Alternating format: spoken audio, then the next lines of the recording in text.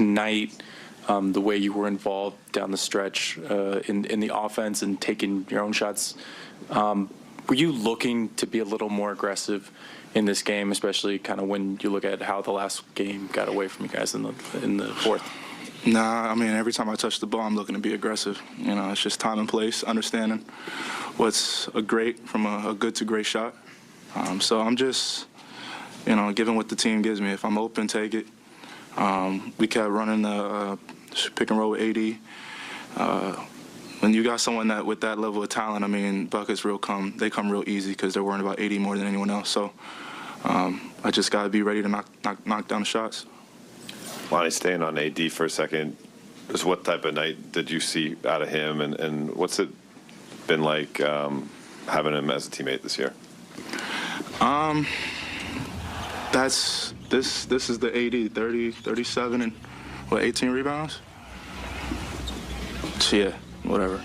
This is the AD that, you know what to expect every single game. You know, he's one of few players that you have no choice but to double. And if you don't double, you're going to have a long game against us. So he was a lot more aggressive. I think he took about, out of the 25 shots, about 22 in the paint, 23 in the paint.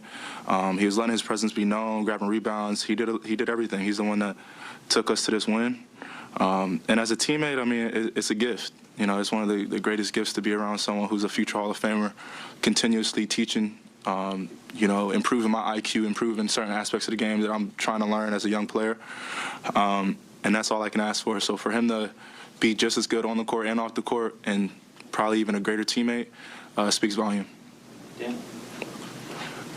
Lonnie, you guys have been through a bunch of different stuff, you know, what, 13 games in, but you have this little break right now. Does this feel like it can maybe be the end point of one thing and the start of a new thing, just kind of the way the schedule works out? We're not looking at anything as no end point. You know, during this hard, difficult time, we just learn how to dance through the rain, continue to improve and get better. It feels great to be on the winning side finally, you know, and you know, God willingly, we got 4 days off where we're going to have our full team by Friday. I know Dennis Schroeder's going to be back, who's a terrific player. Thomas Bryant, who's going to be back, who's a terrific player. And hopefully LeBron will be back on Friday as well. So we'll be fully suited and ready to go. Like I always say, it's just all about growth, understanding what we did today, see how we can carry it over to Friday.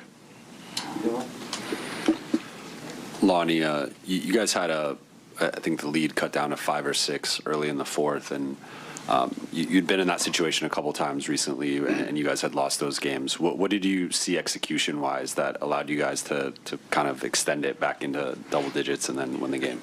Just not, you know, self-sabotagers. You know, when we tend to lose these leads, it's all because of our fault. You know, we're turning the ball over, or, you know, we're not shooting the greatest of shots, not good to great. And you know, part of the game, everyone has their runs. It's just how you fight back. You know, sometimes when we're on our heels, we tend to stay on our heels and feel like we're losing even when we're on the winning side. So I think we slowed it down, understood what the game plan was as a team, and we stayed disciplined. We didn't have any turnovers at the end of the game. We didn't really have any technicals or whatnot. So we had a great carryover from practice to the game. Thanks, Lonnie. Thank you.